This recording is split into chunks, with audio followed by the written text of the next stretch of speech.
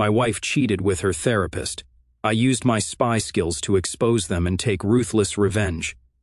After leaving the high-stakes world of corporate investigations to start my own detective agency, I had no idea what awaited me.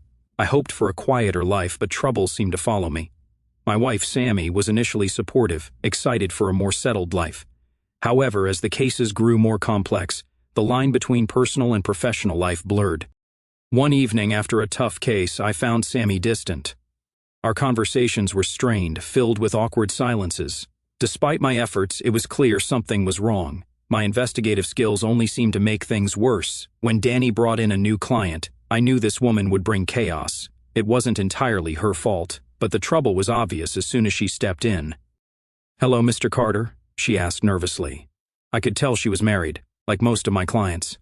"Nick Carter, ma'am," I replied. "Not the singer. I sometimes get his mail. My dad named me after a spy from Joe Publishing novels. Just Nick, not Nicholas. Anyway, what can I do for you? Your assistant said you could help me. A former client referred me." She smiled nervously. "I see. Okay. Mrs. Janine Linder, my husband Dennis, is a psychologist. I believe he's cheating, and I need proof before I file for divorce," she said, handing me his picture. I raised an eyebrow, studying the photo. He was in his early 40s, with a square jaw, dark hair graying at the temples, and bright green eyes that likely charmed many women. "Okay, ma'am. Do you know how this works?" I asked. She nodded. "Give me up to 2 weeks, and I'll get the proof you need. My fee is $5,000 for 2 weeks. Is that okay?" "Yes, and half up front, right?" she asked. "Do you have an account your husband can't access?" I asked. "Yes, I set it up a few months ago," she said, handing me a $2,500 cashier's check. "Your former client said you're the best. Thank you. Can you describe his suspicious behavior? The more I know, the better." "Well, he spends every night and weekend with me, but sometimes his phone is off when I call his office at lunch," she said. "He could be with a client," I suggested, "normally, but he's also distant at home. He used to be affectionate, but now he barely touches me, and I smelled perfume on his clothes, not my brand." "Maybe a client hugged him," I said. "How old is he?" "He's 44, she replied. "Men can be less affectionate around that age. Could that be why he's distant?" "You think I'm stupid?" she snapped. "No, ma'am, I just need to understand why you think he's cheating. Perfume is a strong indicator, but it could be circumstantial. I'll take the case, but I need to know everything. What else is suspicious? On Mondays and Wednesdays, he always calls before lunch. Sometimes he goes straight to voicemail," she said. "Okay, I'll start investigating tomorrow, Wednesday. I'll update you as soon as I have something." I shook her hand as she stood. "Thank you, Mr. Carter.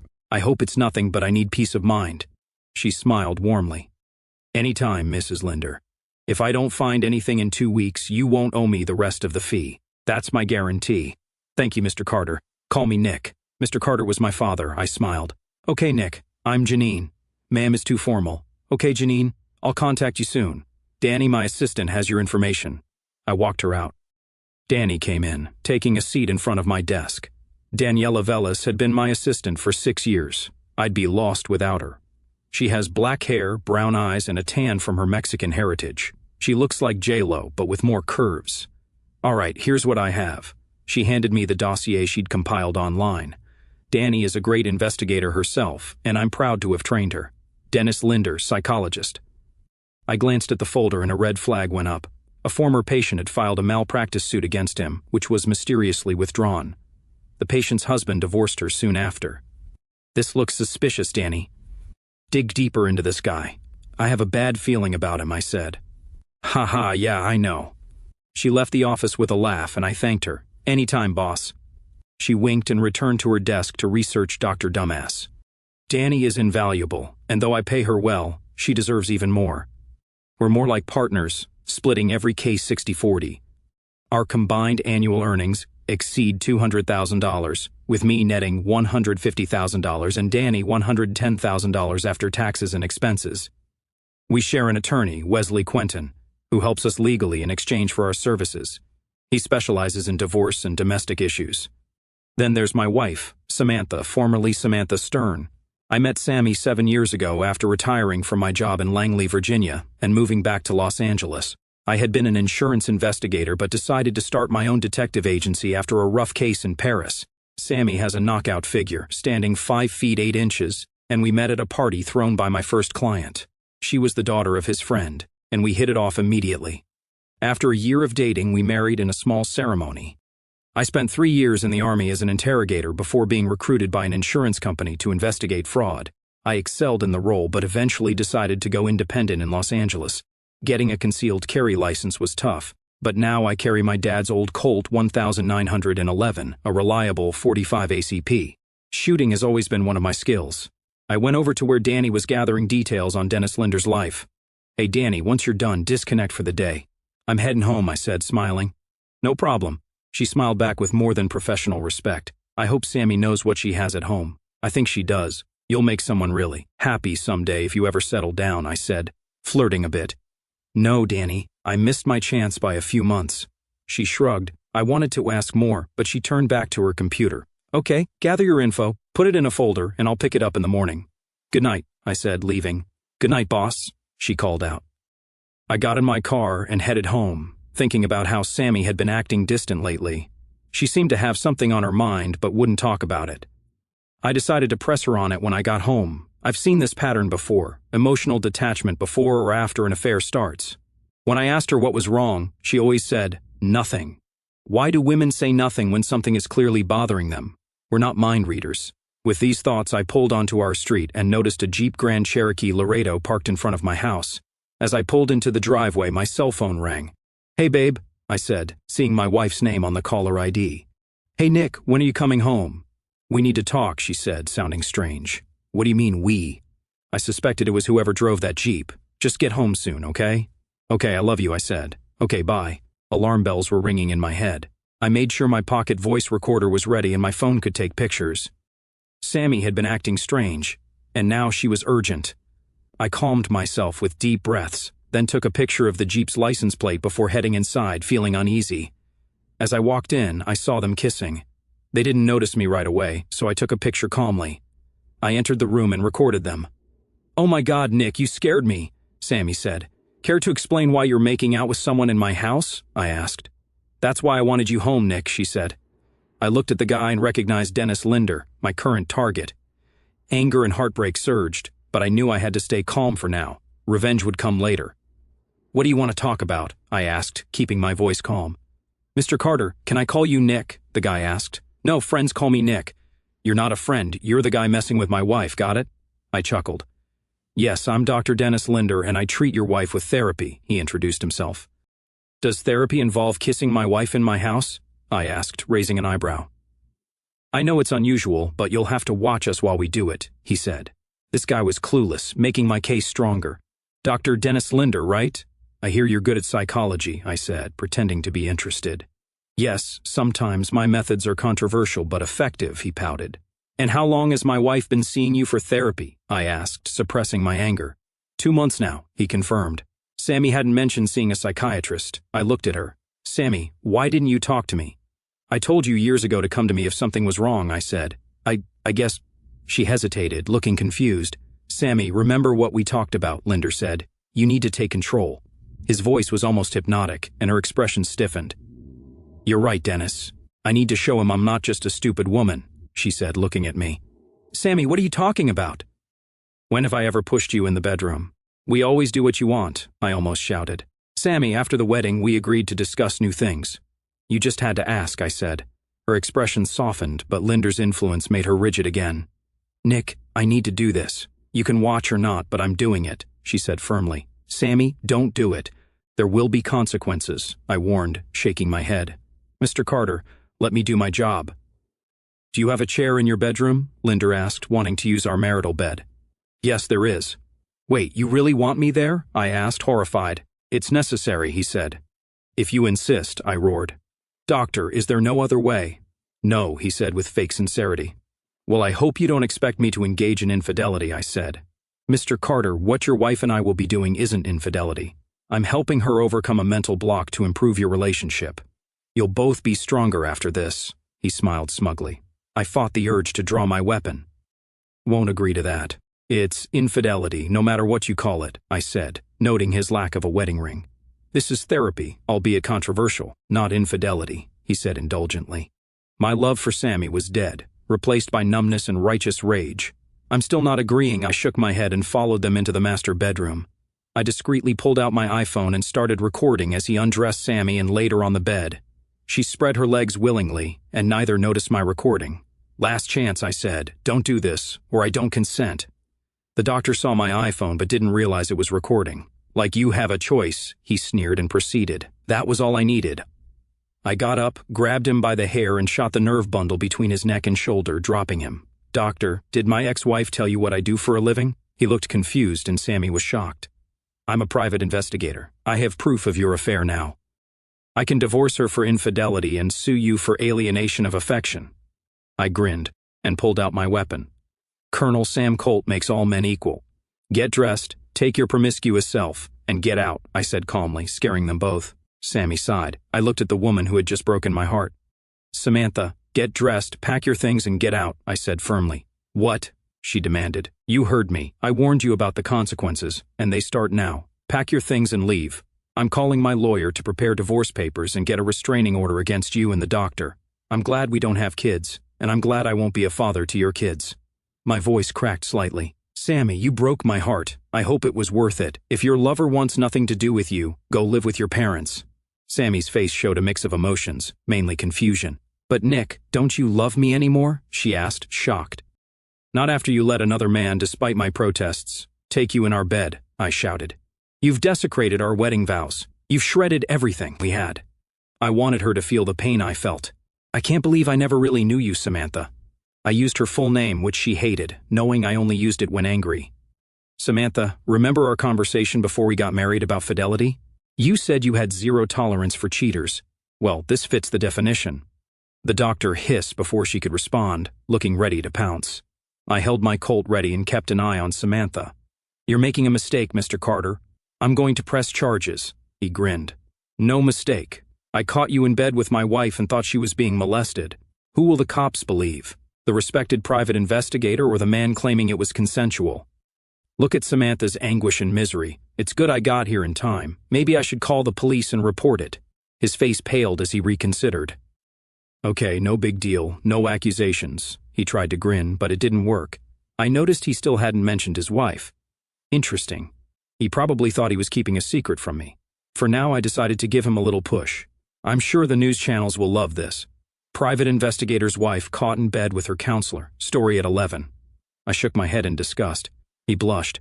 "No, you can't go public with this," he almost shouted, quickly dressing. "Please don't make it public," he begged. "If you return all the fees my soon-to-be ex-wife paid you, I might consider it, but I'll still sue you for malpractice," I said, cornering him. "Deal. Anything you want," he said, panicked. "Anything I want?"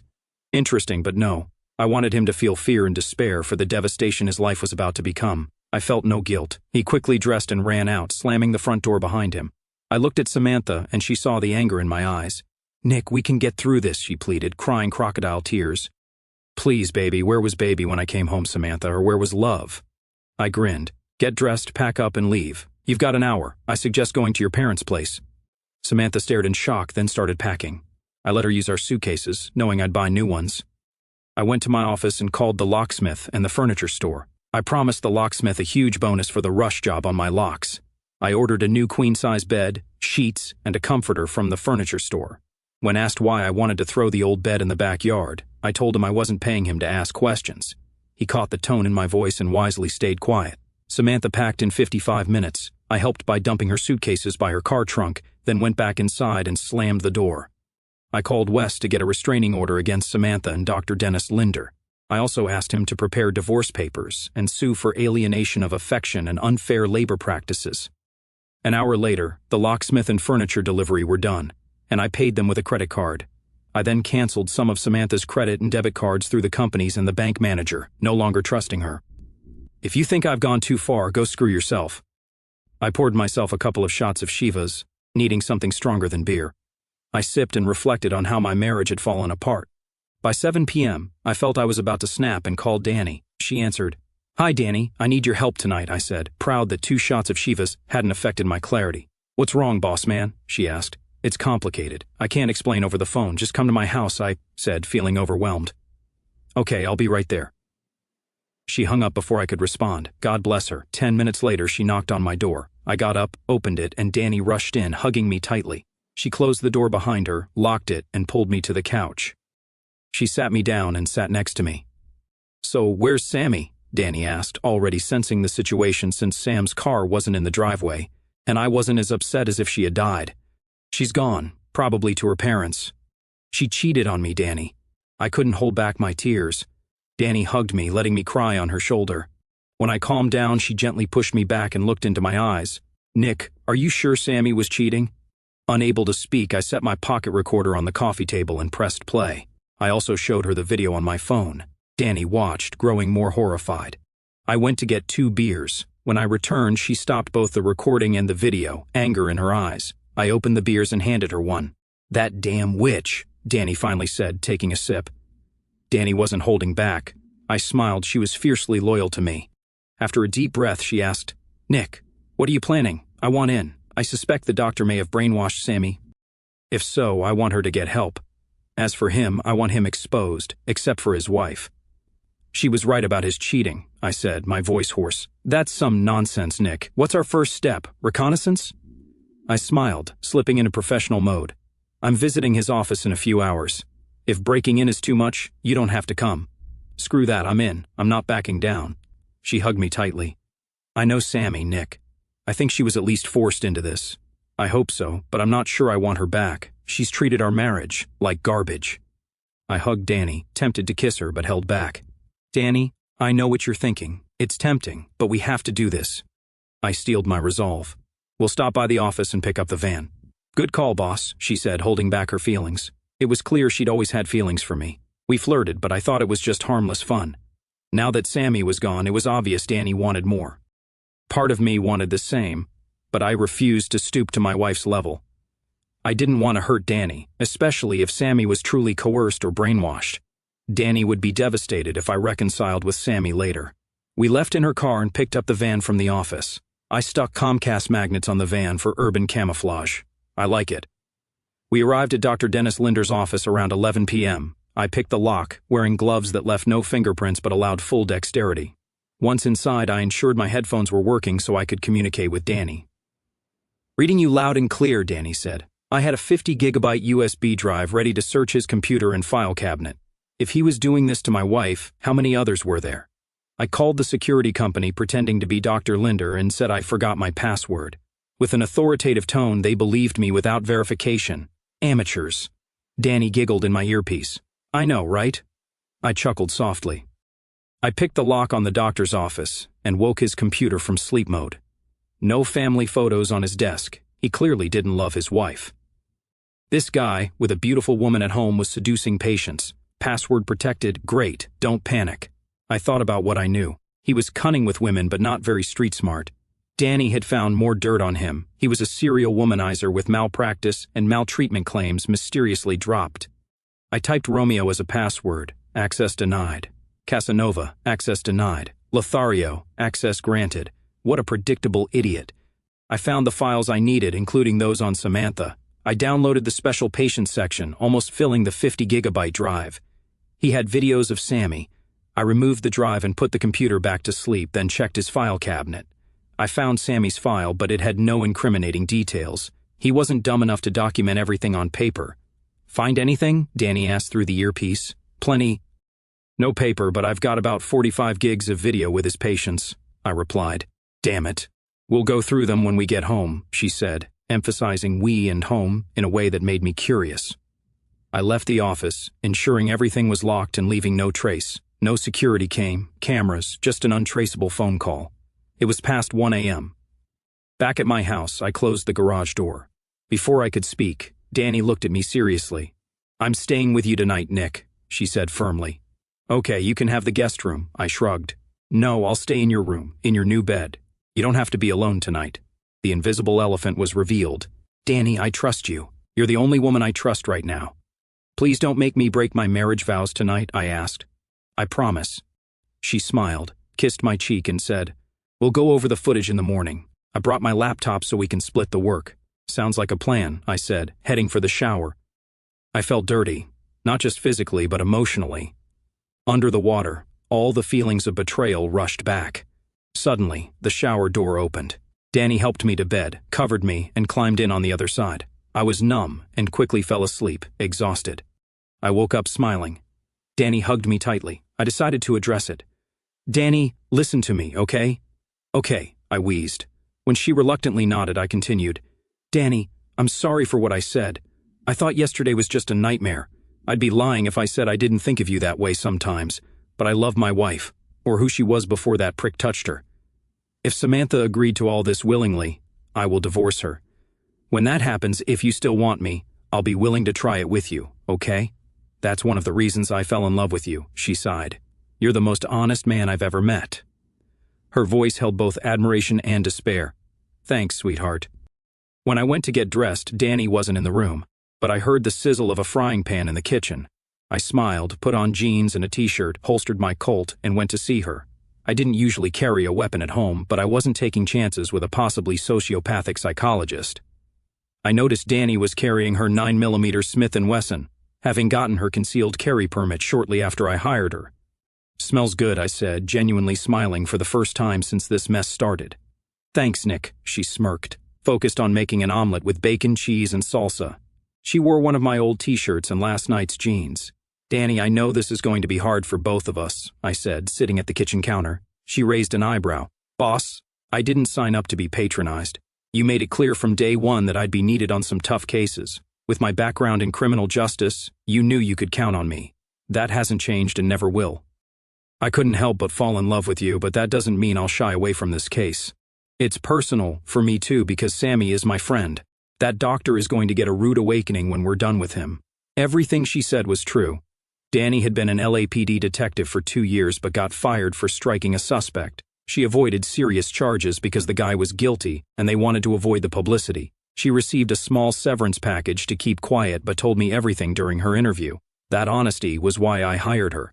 I needed someone unafraid to get their hands dirty, and Danny fit the bill. "You're right," I nodded. "Danny, I need to tell you something even Sammy doesn't know." I took a deep breath, trusting Danny completely. She'd always been honest with me. "What do you mean?" she asked, confused. "Danny, I never worked for an insurance company. I worked as a covert operative for my own company. My name is Nick Carter, and I used to be a spy. Sounds like the beginning of Burn Notice, right?" Danny just looked at me, then plated our food and set it on the counter with our coffee. "God bless Danny. I kind of figured either that or you had a criminal record," she shrugged. "You're always looking around like someone's watching you. You know a lot about bugs, tapping phones, and picking locks. You're one of the best." I laughed. She was an incredible detective. "You're good," I said, sipping my coffee. "And you make the best coffee on earth." She laughed. "Thanks, boss. I'm not just a pretty face and a hot body, you know," she winked. "I know. If you were, I wouldn't have hired you." I shrugged.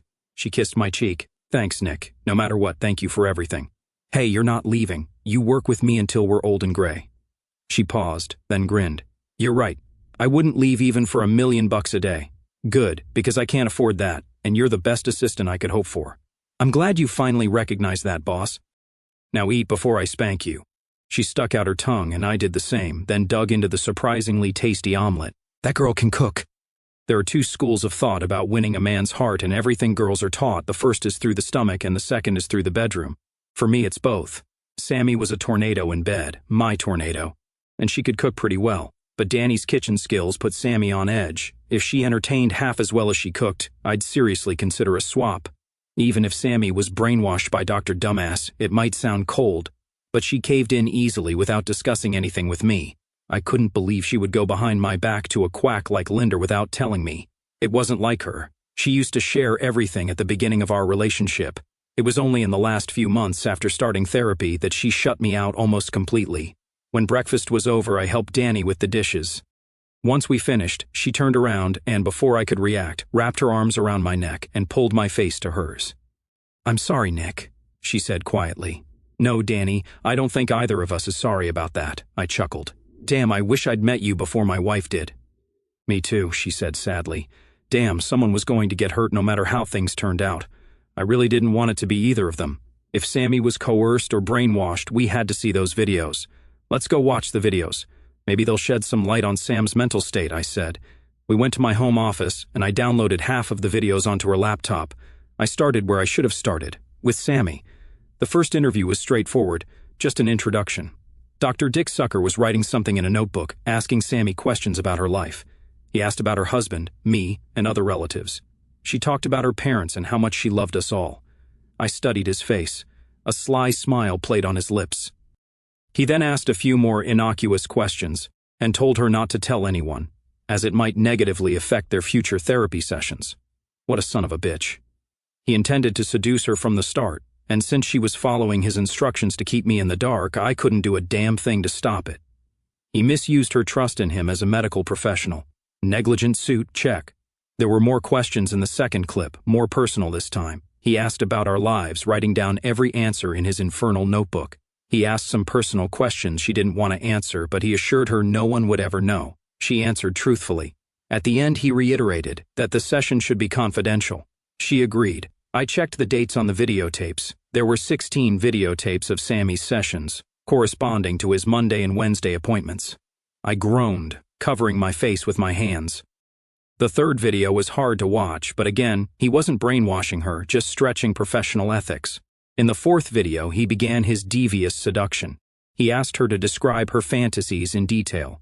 She recounted 2 before time ran out. Again, a non-disclosure agreement, and she was on her way. The 5th and 6th videos were similar. She shared her fantasies. He reminded her to keep each video confidential, and she agreed. The rest of the videos were conversations about her fantasies related to cheating. By the end of the 14th video, he had raised her self-esteem to the level of selfishness and convinced her to have 2 men, including me, as part of her therapy. Starting with this video, he didn't encourage her to keep quiet, knowing she wouldn't tell anyone, including me. This was the 15th video, where he first entertained her just under a week and a half ago. He told her he would be a second man if she wanted. She struggled with that decision for 15 minutes as he gently nudged her into his desired outcome. Finally, she gave in. The 16th clip was the last. It was similar, but this time she asked him to keep it a secret and said she would call him at the right time. I stopped the video and looked up to see Danny looking at me with tears in her eyes and a disgusted expression that probably mirrored my own. This guy was a serial seducer, a real Lothario, I said. Yeah, that was pretty clear from his computer password, Danny added. I'm going to punch that son of a bitch with such a powerful legal blow that he'll wish he'd never been born, I vowed calmly in front of God and Danny. I agree with you on that one, boss, she said, sitting on the edge of my desk. It seems like the longer videos are tougher. If it makes you feel any better, all the others are shorter than Sammy's. Apparently, she lasted the longest. She shrugged and smiled encouragingly. I kind of guessed that since everyone else here is shorter than her, but you just confirmed it. This guy makes Machiavelli look like a good guy. I shook my head. But as far as coercion or brainwashing goes, he's not guilty. He's just convincing them to do it, saying no damage will come of it. Yeah, I've noticed that too. As far as I can tell, he never involved the husband in his little games before, but then the husband somehow finds out and divorces his wife. All the cases I checked ended in divorce. She listed the names of the women and their ex-husbands. Okay, contact a couple of the exes and find out how they discovered Dr. Dumbass seducing their wives. I need to talk to Janine. I escorted her out of the room, then pulled out my cell phone and called Janine's number. Hello, Janine. It's Nick, I said in a strained voice. Oh, Nick, thanks for calling. Are you going to start your investigation today? She asked. Actually, I've already finished it. You were more right than you think. Would you mind coming over to my place today or tomorrow? We have some things to discuss, both personal and professional. Don't get me wrong, I'm not hitting on you, but this matter is very close to my heart, I explained. Would you like to talk more about it, Nick? She asked. Not over the phone. Tonight or tomorrow morning would be best. My assistant, Danny, will be with us. She has information to share with you as well, I told her. What is your address? I gave her my address and she said she would be here in 10 minutes. 11 minutes later, I heard a car pull up to the driveway. I checked she arrived in a beautiful Jaguar XJ6. I opened the door for her and Danny brought coffee. I went and got our laptops, put both on the coffee table, and Danny and I sat down on either side of Janine. As I started to explain Janine, Dennis is a serial con man who uses his professional authority and credibility to seduce women and betray their husbands behind their backs, I said. From what we've seen, he preys only on married women. There are no single women in these videos, Danny added. Each series of videos is about seduction. He gains their trust, then talks about fantasies or problems in their marriage. Using this information, he seduces them and gets them to do exactly what he wants. He doesn't force his sufferers or brainwash them. But as you can see, he is a serial offender, I said, showing her all the series of videos. She gasped at the sheer number. How the hell could he keep this a secret? She screamed, her face turning beet red with rage. Janine, calm down, please. There's more, I said, swallowing the lump in my throat. More? She looked at me like I'd just fallen off another planet. Yes, as I said on the phone, this case is very close to my heart.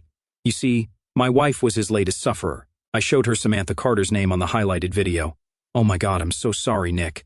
Janine hugged me tightly. He's going to pay for this. You can be sure of it. He'll pay through the goddamn nose for this. Janine, how much is your husband worth monetarily? I'll sue him for alienation of affection and negligence, I said. Don't worry. I'll introduce you to the best divorce attorney in California. Wes will take care of you and get you as much as he can. Janine laughed. Oh, honey, Dennis is worth over $250 million, including his properties around the world. He has a lucrative practice, his books are bestsellers, and he's been a guest on Dr. Phil several times. But he made most of his money from his books. Okay, I propose we hit him with a blitz. We'll hit him hard and fast, but it will probably take a few days to prepare. Do you trust us? I asked, pointing to myself and Danny. Yeah, she said. You've lost a lot too, Nick. I'm sorry for that. I should have seen what a snake he was before. I understand. Come by my office in the morning, and I'll introduce you to Wes. He's my attorney and will be handling my divorce from Samantha as well as my lawsuits against your husband. By Friday, we hope to bring in other ex-husbands to sue him for malpractice and alienation of affection. I outlined my plan to her. By the time I was done, she was nodding and smiling. I can go along with that. The problem is acting normal with him for 2 more days. I can claim I have a problem with women, or I can just go out of town to see my mom. She's old, so he'll probably buy that. Janine nodded. True, he's trained to notice differences in mood or behavior. My advice is to contact your mother, tell her what's going on, and ask her to cover for you. In the meantime, I have a guest room here with a double bed and room for 2 more cars in the garage. I smiled. So far, only my car and Danny's car were parked there. I handed her the garage door remote, and she gratefully accepted it. She went home to pack her things. Danny went home to pack as well. She packed her clothes for the whole week and came back a half-hour later.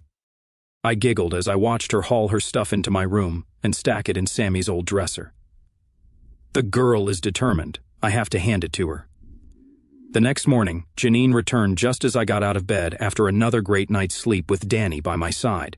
Danny was in the shower when I heard the garage door open. Janine looked great and gave me a sympathetic hug when I went out to meet her. She brought a small suitcase with a couple of changes of clothes and Danny's bank account statements, which made me gasp at his liquid assets. Danny made breakfast for us, and after another great meal, Janine said she was ready to move on. I told her we could proceed once all the ex-husbands and wives were notified of the latest developments. We needed to call the 11 ex-husbands and have them inform their ex-wives about what was going on. We planned to file separate lawsuits against Dr. Dumptruck for negligence and alienation of affection, and they were more than happy to join us. Most of the husbands were eager for revenge on Zeus Riv, and most of the ex-wives were ready to go. But I wasn't bringing Sammy into this, not after seeing that last video. I showed up at Wes's office with 9 of the 11 ex-husbands we contacted and all 9 ex-wives. Since I was ex-husband number 12, I had to be involved in the case. Wes, to save time, drew up identical alienation of affection and malpractice papers, just changing the names based on who was in line. He was like a kid in a candy store. More than $175 million of Dr. Dumbass's liquid assets and nearly $100 million in real estate worldwide would likely have to be liquidated to pay for malpractice, divorce, and alienation of affection. A class action suit would have been easier, but we aimed for shock value. I wanted Dr. Dennis Linder to know his world was about to crumble around him like the walls of Jericho. Janine, Danny, and I waited at the end of the line while Wes helped the new crowd of clients make the assholes' life miserable and get rich in the process. Wes is a good buddy of mine, but he's still a lawyer. When he finally finished printing out the malpractice and misdemeanor papers for his new clients and sent them on their way, promising to deliver them to Dr. Dingus at work early Monday morning with plenty of witnesses, it was Janine's and my turn. I filed for divorce from Samantha, and Janine filed for divorce from her soon-to-be very poor ex-husband. Wes was immediately attracted to Janine, and the feelings seemed mutual. We agreed that each client's belongings would be delivered by different process servers simultaneously. Wes, Janine, and Danny joined me, grinning like skeletons. It was going to be packed on Monday morning, and Danny, Janine, and I would sit in the front row. As a bonus, Wes gave each of his clients a free restraining order against Dr. Dumbass. He knew how rich he'd get once all the fallout from this massive nuclear strike settled. Then came the time for Phase 2. Phase 2 involved saturating the media and law enforcement. I used video clips of Sammy, removing her face and replacing her voice with a computer-generated one, removing all mention of her or my names using a new media editor program I bought. I spliced together excerpts from different videos, showing how Dr. Dennis Linder made a habit of seducing women, destroying happy or potentially happy marriages for his twisted ego. I used excerpts from videotapes of other women, showing how they manipulated their husbands at Linder's insistence. I knew the media would eat the story up. The FBI would be brought in on criminal negligence charges because he was ripping off men and doing it to their wives. The California Board of Psychologists would also take an interest. To do this, I created a dummy email account and used proxy servers to avoid being traced. Phase 2 began on Monday morning, right after the process servers had done their work. As the last process server was leaving, I handed Janine a bucket of popcorn, and she was munching on it when Dr. Linder came running out of the office, looking around wildly. He saw me standing next to his soon-to-be ex-wife and Danny. I picked up my cell phone, hit the send button on bulk email delivery, and started Phase 2. We got into my car and drove away while Dr. Linder incoherently screamed that he was going to eliminate us all. The last thing I saw of him that day was him kneeling in the parking lot, a bunch of papers in his hands, crying hard. My revenge wasn't even half finished. For the third step, we met with Samantha. She agreed she was staying with her in-laws and was about to find out she couldn't stay there unless she was very unlucky. We met in a very public place, Starbucks. I love that place. I'm here. Does that mean you want to talk? She asked hopefully, sitting down across from me. Actually, I have something to tell you, I said with a smile. Samantha, I could forgive you if you were coerced or brainwashed, but after 16 hours of agreeing to everything he said, you finally suggested I become a betrayed man. That's unforgivable. I shook my head. Sammy, I loved you more than you can imagine. Loved, past tense. This betrayal ended everything. You've already received the divorce papers. I held them out. I think you'll find them fair. She looked at the papers in shock. You're kidding me. I wasn't in my right mind, baby, please. You have to believe me, she panicked. If I were you, I'd figure out what to tell your parents. They just received an anonymous letter about you. I stood up and walked out, leaving her in stunned silence. Wes asked Janine out on a date, and she accepted. I vouched for his honesty when she asked. He's a divorce lawyer, I shrugged. I'll keep an eye on him. He's a nice guy. I wouldn't work with him if he wasn't, I reassured her. The next day, Wes called to say Sammy and her lawyer wanted to talk. I agreed and took Danny for moral support. Okay, I'm here, I said, sitting across from Sammy and her lawyer, who resembled Gloria Allred. Danny sat with me, and Wes. Mr. Carter, I'm Jean Albrook, representing your wife. She says you've destroyed her, and these terms are unacceptable, she said. Miss Albrook, I have enough evidence to sway any judge and jury. My soon-to-be ex conspired with her lover to betray me. I believe my offer is more than adequate, I said, leaning back. Where is that evidence? Albrook asked. Wes opened a DVD with recordings of the last 2 sessions between Samantha and Doctor, my voice recorder, and the video from my iPhone, showing them planning the affair and being engaged. I have more if you want it, Wes said with a smirk. Albrook looked defeated. She consulted with Samantha, then said, We agree, Mr. Carter. Good decision. We signed the papers, Jean notarized them, and in 30 days the case would go before a judge. Those 30 days dragged on. Danny and I kissed like teenagers, but I couldn't go all the way with her. I wanted to, but I was stubborn or stupid. By the end, I leaned towards stupidity. At last, the trial date came. We hadn't had any cases since Linder, so it was satisfying to wait for the clock to tick down until we could be together officially. When the judge banged the gavel, I wrapped Danny in my arms and kissed her deeply. Sammy approached us as we parted. I'm really sorry, Nick. I ruined the best thing I had. Danny, please take care of him and don't be as stupid as I was. Sammy, I've loved Nick since I first saw him. I kept my distance because he loved you, but when you did what you did, I couldn't stand by anymore. I love him, and I promised to take care of him for the rest of our lives, Danny said. Sammy hugged her tightly. Danny moved in with me during the 30-day wait. We had plenty to keep us busy while waiting for either my stubbornness to fade or for the divorce to be finalized. When we got home from court, I took off my old wedding ring, threw it on the coffee table, then picked Danny up and carried her into our bedroom. It took 2.5 years for the full effects of my nuclear strike on Dr. Dennis Linder to subside. Many people were affected in various ways. Several couples separated by that asshole's actions eventually reconciled and remarried after receiving settlements for their lawsuits. Good for them. I heard about Samantha shortly after all the malpractice and personal injury claims were settled against Dr. Dickhead. She now lives in Vegas and has become a dominatrix, fitting with the crap Linder uncovered in her psyche. Her parents still aren't talking to her. thanks to the video I sent them of her and her lover plotting against me. Oh well, she brought it on herself. After Janine divorced him, she got a lot more than half. All the criminal charges hit old Denny like a ton of bricks. He pleaded guilty, lost his license, and had to file for bankruptcy. However, that didn't stop everyone he wronged from getting their due, it just delayed them a bit. Someone who shall remain nameless visited the good doctor one evening before his criminal trial began and beat him up so badly he had to be hospitalized for several weeks. He had both knees shattered, both arms broken, and both balls torn. How do I know all this? Don't ask, and I won't lie to you. Now, if you'll excuse me, I need to clean my old aluminum baseball bat. Wes and Janine dated for 6 months and became so close they got married, with me as best man and Danny as maid of honor. Wes earned enough from all the lawsuits to retire, and they planned to spend their golden years together. The trial was open and shut because Dr. Fool's lawyer couldn't get the video of him seducing all those women into evidence. He was convicted on all counts, and when Denny went to prison, he lasted only 2 days before guards found him hanging in his cell. Apparently, he chose to end his life rather than face what he'd become. That's good. One less burden on society. The asshole who ruined so many lives is now literally on the brink of the end of life. Seems fitting to me. After his death, since he never changed his will, Janine was happy to use the large sum of money she inherited to pay off those whose lives her now deceased ex-husband had ruined.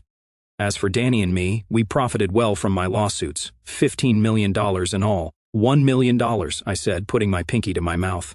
We are now retired too and raising 2 children. Our son, Nicholas, since Danny insisted on giving him his full name, which I immediately agreed with, is a toddler and will start preschool next year. Isabel, our daughter, is the sweetest little girl I've ever seen. We're happy now. That case, my last case, was a mixed bag, but it turned out all right in the end.